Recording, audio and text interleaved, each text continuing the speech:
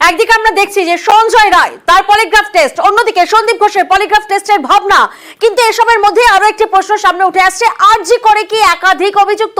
কেন এই প্রশ্ন সামনে উঠে আসছে? কারণ সেমিনার হল, যে সেমিনার হলে চলে এই নারকীয় অত্যাচার, যে পাশবিক অত্যাচার, সেই সেমিনার হলে ঢোকার একাধিক দরজা রয়েছে এমনটাই মনে করছে। তাই তরুণী চিকিৎসক খুনে খতিয়ে দেখছে সিবিআই। প্রশ্ন উঠছে, আরজি করে কি একাধিক অভিযুক্ত? সেই ঘটনার সঙ্গে একাধিক অভিযুক্ত কি যুক্ত রয়েছেন? প্রতিনিধি অর্পিতা এই মুহূর্তে আমাদের সঙ্গে রয়েছেন। অর্পিতার থেকে একটু জানার চেষ্টা করবো। অর্পিতা, সেই প্রশ্নই তো বারবার উঠছে যে একাধিক অভিযুক্ত কি রয়েছেন? কারণ সেমিনার হল, যে সেমিনার হলে চলে এই নারকীয় অত্যাচার, পাশবিক অত্যাচার, সেই সেমিনার হলের সঙ্গে একাধিক দরজা কানেক্টেড রয়েছে। কি জানা যাচ্ছে?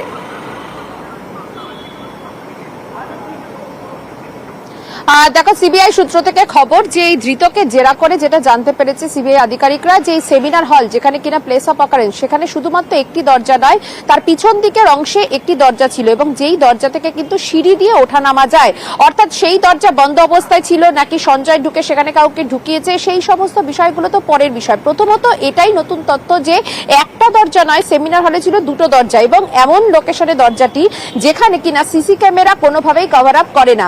অর্থাৎ যে দরজা দিয়ে সঞ্জয় ঢুকেছিল সেই দরজায় কিন্তু দেখা গেছে শুধু সঞ্জয়ই সেখানে গিয়েছিল, কিন্তু এই সিসি ক্যামেরার যে ফুটেজ সেটা শুধু সঞ্জয় যে যাওয়ার যে ছবি সেটাই কিন্তু পাওয়া গিয়েছে।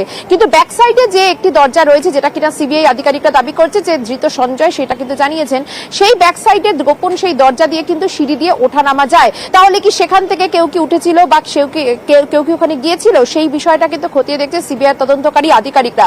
কারণ তারা মনে করছে যে এই ঘটনার পেছনে নেপথ্যে এক হচ্ছে মোটিভ কি, দ্বিতীয়ত হচ্ছে যে যেরকম সার্কামস্টান্সেস, যে এভিডেন্স বা পারিপার্শ্বিক যে তথ্য প্রমাণ, সেটার মাধ্যমে কিন্তু তাদেরকে কনফার্ম করতে হচ্ছে যে সেখানে কতজন সেখানে উপস্থিত ছিল।